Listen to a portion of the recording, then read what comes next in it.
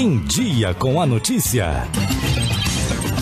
Às segundas e quartas-feiras você confere o quadro Em Dia com a Notícia, levado ao ar durante o programa Jornal da Cidade para abordar temas ligados à administração pública. E hoje iremos conversar com a secretária de Governo, Segurança Pública e Defesa do Cidadão, Vivian Caldas Magalhães Franco, que irá falar sobre a implantação da Zona Azul em Andradas e também sobre a regulamentação da profissão de mototaxista. Bom dia, Vivian, seja bem-vinda. Bom dia, Sandro. Bom dia, ouvintes da rádio. Eu agradeço mais uma vez o espaço para estar trazendo mais informações acerca da administração municipal. E esses dois assuntos eles são completamente atuais e dizem respeito aí à nossa comunidade. Vamos começar falando então sobre a Zona Azul. É uma polêmica, não é? Então, finalmente teremos a Zona Azul? Finalmente teremos a Zona Azul. A Zona Azul, ela, apesar de você dizer que ela é uma polêmica, na verdade é uma reivindicação de longa data, né? A cidade, ela vem crescendo, né, cada vez mais, e com isso é necessário que algumas medidas sejam tomadas no sentido de organização do espaço para poder viabilizar também o fluxo, a mobilidade. A cidade, o número de veículos aumentou consideravelmente. Os serviços, eles encontram-se na área central do município, né? A grande concentração dos serviços está na área central e por isso se faz necessário a organização no sentido de estacionamento para que haja um fluxo maior, uma rotatividade maior, para que todas as pessoas consigam, no momento de necessidade, estar chegando até os estabelecimentos como bancos, como a própria prefeitura e outros estabelecimentos de maior fluxo e concentração de pessoas. Agora, é como você falou, uma demanda, acredito que da maior parte da população. Por que demorou tanto para chegar nessa reta final? Qual que foi o trabalho que a prefeitura precisou fazer, acredito até que nos últimos anos, para poder chegar nesse momento, Vivian? O trabalho da Zona Azul, para que a gente institua esse processo, ele é um trabalho bastante complexo, né? Ele demanda, primeiramente, de uma regulamentação, né? E a regulamentação, aí a gente vai trabalhar no sentido de analisar se realmente é necessário, se é viável, se realmente é uma demanda ou não. Então, tudo isso é feito no sentido de verificar se de fato, né, o que as pessoas acham que é necessário realmente é necessário, né? A gente não pode fazer nenhuma alteração no achismo, né? A prefeitura, ela tem que ter os estudos necessários. Então, foram realizados os estudos prévios, né? Foi instituída a legislação. Aí, para que isso aconteça, foram realizados estudos de como funciona em outros municípios. E aí você começa a analisar quais são os pontos positivos de alguns municípios, quais são os pontos negativos. E aí você começa a tentar parametrizar, né, criar de acordo com a necessidade do nosso município. Porque, às vezes, o que funciona em um não funciona aqui, né? E aí foram realizados estudos no sentido de verificar o que funcionava melhor, o que estava nas características da nossa população. Foi feito um referencial, né? Então, também foi muito tempo de estudo no sentido de criar um referencial para a abertura do processo licitatório. O processo licitatório, como processos licitatórios de maior repercussão, também são processos um pouco mais complexos. Você tem a participação de diversas empresas de diversas cidades, existem as fases de recurso. A cada empresa quer, né, ganhar a concorrência. Na verdade, é uma concessão de um serviço público, é uma concessão de um período extenso de um serviço público. Então, o interesse das empresas também é muito grande. Então, o processo licitatório, ele também é um processo que demanda um tempo e é muita rivalidade ali. Tem o recurso, aí você tem que responder o recurso. Então, hoje finalizamos esse processo. A empresa vencedora, ela esteve na semana passada apresentando a uma comissão o sistema, porque tem a fase de documento, tem a fase da questão dos valores financeiros e tem a fase de você ver se o sistema dela realmente é aquilo que você pediu, né? Então, na semana passada, a empresa esteve aí, apresentou o sistema. Ficamos bastante satisfeitos com a apresentação que foi feita, né? E agora o nosso setor de contratos está em contato com o jurídico da empresa para a assinatura do contrato e dentro de mais ou menos uns 60 dias a Zona Azul vai estar implantada no município. Você citou legislação, a Câmara precisou aprovar esse projeto? Sim, a gente precisa instituir o serviço no município, e isso é feito através de uma lei, né? Depois nós temos um decreto, né? Porque tudo que regulamenta uma lei é preciso você fazer um decreto. O decreto é o que dita as normas, as regras de como vai acontecer, né? Então tem a lei, tem o decreto e o referencial do edital da licitação. Ô, Vivian, e como é que vai funcionar na prática a Zona Azul? Porque eu percebo, por exemplo, que em Poços de Caldas é muito mais do que no centro, né? Se você vai até o hospital, lá em cima você tem Zona Azul, e em vários outros lugares ali, eu falaria, é o centro expandido. E aqui em Andradas, como é que vai ser isso? Nós tivemos o cuidado de estudar as áreas que realmente necessitam dessa intervenção no momento. Quando a gente fala, não necessariamente o centro, às vezes eu tenho uma área que, por exemplo, no caso, como você citou, Poços na área do hospital, é uma área que demanda de um fluxo para o estacionamento. Então, a gente não pode limitar a questão a dizer a região central. Na verdade, a Zona Azul ela vai ser implantada na região que demanda de uma rotatividade de carros por conta do serviço específico. Então, nós tivemos esse cuidado de estudar as áreas e a gente sabe o que a gente observou dos outros municípios. Você instala a Zona Azul.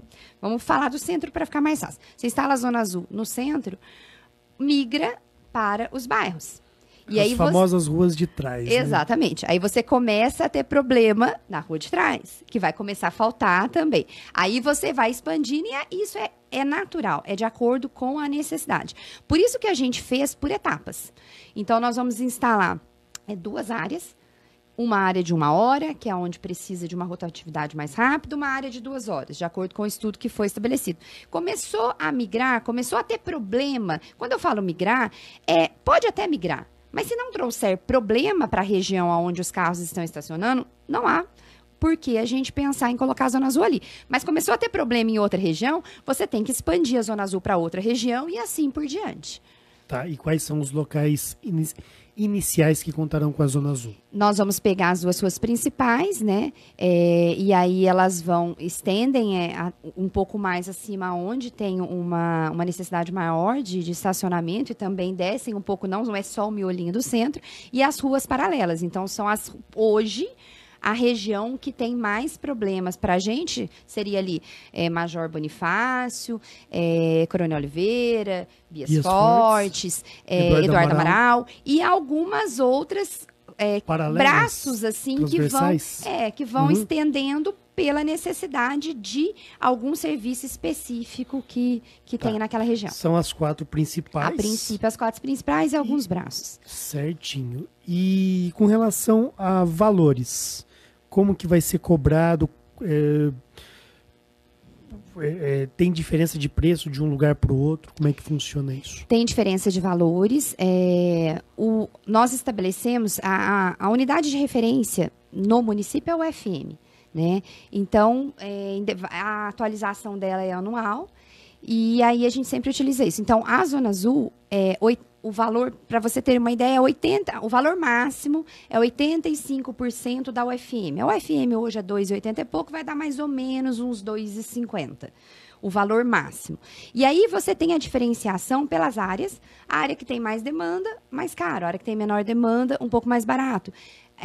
Veículos normais, um valor. Moto, um valor mais barato. Veículos, vagas especiais, quando você precisa de uma vaga especial para um determinado serviço específico, um valor específico. Então, vai depender muito do tipo de uso que for colocado, mas o valor máximo é em torno de 2,50. Para a gente fazer uma comparação, por exemplo, em Poços ou em São João, quanto que uma pessoa paga para estacionar ali no centro da cidade? Você tem essa informação? Eu acredito que a gente tem esse valor, sim, nos estudos que foram colocados, mas agora de cabeça eu não vou saber te falar. Uhum. Mas a gente fez em cima do que a gente viu da região e também setorizado de acordo com a necessidade. Tudo bem, mas não dá para saber se é R$1, R$1,50, alguma coisa assim? Sandro, agora... Não, não tem. Eu não Não, tenho, eu falo mas em a Andradas. gente... Em Andradas. Em Andradas o valor máximo vai chegar em torno de R$2,50. Tá, então quer dizer, para deixar 1 hora no centro de Andradas, aproximadamente R$2,50. Exatamente, o valor máximo. Tá bom, você não acha que tá elevado? Não, Vivian? Sandro, foi feito o estudo, né, da região e dali esse é o limite, né, do uso. E ali a gente tem os valores menores, de acordo com o tempo que a pessoa vai ficar. Uma coisa importante que a gente observou dessa empresa que a gente trabalhou em cima da nossa legislação e da empresa é que assim, a pessoa ela compra a hora, diferente de postos, a pessoa compra a vaga. Então, por exemplo, a pessoa estacionou ali perto da Santa Casa, ela vai pagar por aquela vaga 1 hora.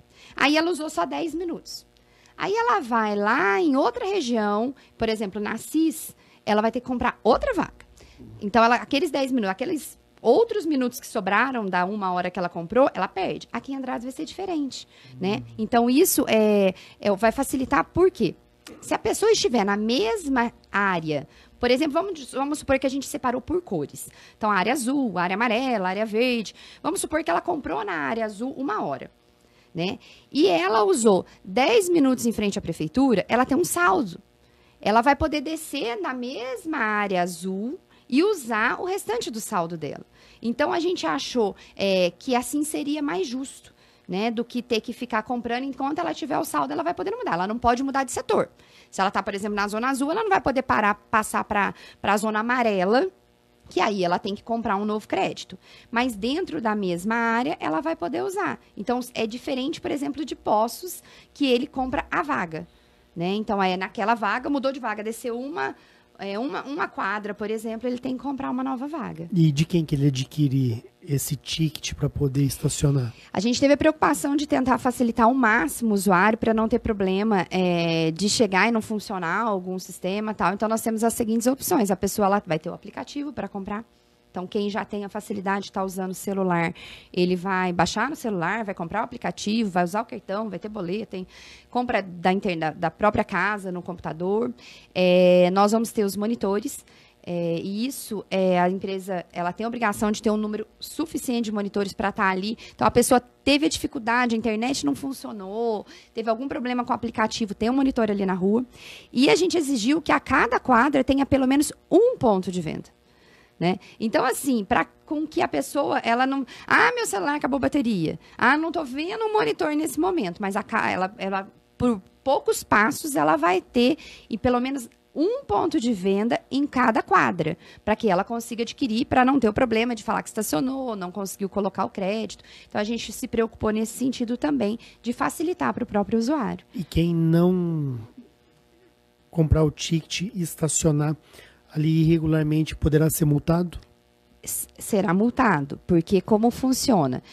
Os monitores, eles passam constantemente fazendo essa fiscalização. Também é online, né? Então, com a tela ali do tablet dele, do celular, ele fotografa a placa, ele já entra no sistema, já consegue olhar se ele pagou ou não pagou, não precisa nem deixar nada no vidro. É totalmente automatizado. Não precisa ter identificação de que pagou a zona azul. Pela placa, o monitor ele vai ter acesso se pagou ou não. E se não pagou, gera notificação, né? E não regularizou a situação, gera multa. E qual o valor da multa? As multas, elas vão ser estabelecidas, elas são estabelecidas, na verdade, de acordo com o Código Nacional de Trânsito, né? Que neste caso, por exemplo, é um estacionamento irregular. Então, o que está previsto no Código Nacional de Trânsito. E aí, qualquer infração na área da Zona Azul é a mesma coisa, né? Se estacionar, se é uma vaga de deficiente ou idoso e a pessoa estacionou sem o cartão, a multa é por estacionar em vaga de deficiente idoso. Então, são as normas do Código Brasileiro de Trânsito mesmo. Vivi, uma última questão sobre essa questão da Zona Azul antigamente nós nos acostumamos a ver os meninos do Campa, não é? Fazendo ali a coleta dos tickets e recebendo. Dessa vez eles não vão trabalhar. Não, até existe um processo, né, que a administração municipal, juntamente com o CAMPA, respondem nesse sentido. À época, a intenção ela foi mesmo de... Nobre. Exatamente, foi mesmo de colocá-los, né, inseri-los no mercado de trabalho, ensinar para eles uma profissão, mas não tinha essa visão, né, da questão do menor aprendiz, né? Eram outras leis, eram outras circunstâncias. Então, hoje, essa questão do menor, ela tem uma série de requisitos a se cumprir. Então, a opção da administração foi realmente licitar uma empresa, e a empresa contrata essa mão de obra, são servidores da empresa, então as leis trabalhistas elas são regidas entre o funcionário e a empresa, e a concessão é da prefeitura que também está fiscalizando esse tipo de coisa. Vivian, há poucos dias um mototaxista teve um problema aqui em Andradas, não estava regulamentado para exercer a profissão, acabou sendo abordado pela polícia militar, levado até a delegacia. Eu queria saber de você se os mototaxistas que desejam se regulamentar, como que essas pessoas devem proceder? Sandro, é importante a gente estar esclarecendo que a lei que instituiu o serviço de mototáxi no município é de 2013, e o decreto que regulamenta é de 2014. Desde então, a gente tem tido a conversa com os interessados em prestar esse serviço de mototáxi, no sentido de se regularizar. A lei previa que, sendo instituída a lei, independente da quantidade de mototaxistas, ela regulamenta um mototaxista a cada 1.000 habitantes, o que dá 41 mototaxistas. Mas quem já prestasse o serviço, independente, se a gente tivesse 100 mototaxistas naquela ocasião, os 100 poderiam se regularizar, né, para que ninguém ficasse irregular. Prejudicado, né? Também. E desde então a gente vem conversando com eles que era necessária essa regularização, no sentido de que eles não podem estar exercendo uma atividade profissional de maneira irregular. Isso engloba tanto as questões tributárias, mas também as questões de segurança das pessoas que utilizam o serviço. Porque são uma série de normas que eles têm que cumprir, de adequação da moto, de curso que o próprio condutor tem que fazer, e isso é preocupado na segurança do usuário, né? E aí foram feitas essas conversas com eles, até que a gente chegou numa ocasião e colocou para eles, olha, o prazo limite para o início da fiscalização é este, vocês precisam se organizar, porque a fiscalização ela é necessária e está prevista na lei. A gente também não pode não fiscalizar, né? E aí foi dado um prazo limite para eles, e aí as fiscalizações elas ocorrem de todos os âmbitos, da polícia, da guarda tributária, né, no sentido da gente realmente garantir a segurança dos usuários. O passo a passo, eles conhecem, os novos que quiserem conhecer podem chegar até na prefeitura, eles chegam no setor de protocolo, solicitam a inscrição municipal para a atividade mototaxista, eles precisam, numa primeira etapa, apresentar uma série de documentos de inscrição, numa segunda etapa existe, e isso é feito pela questão da fiscalização tributária, questão de tributos do município. Passado essa fase, estando tudo ok, vai para uma outra fase, que é as adequações do veículo, da moto, né? Então, eles têm que seguir uma série de requisitos para que possa passar por essa etapa, tem que fazer o curso de capacitação. Estando tudo isso pronto, né, passando por essas etapas, aí eles vão receber uma credencial. E aí essa credencial é que diz que eles estão regulares. E como é que a pessoa pode identificar?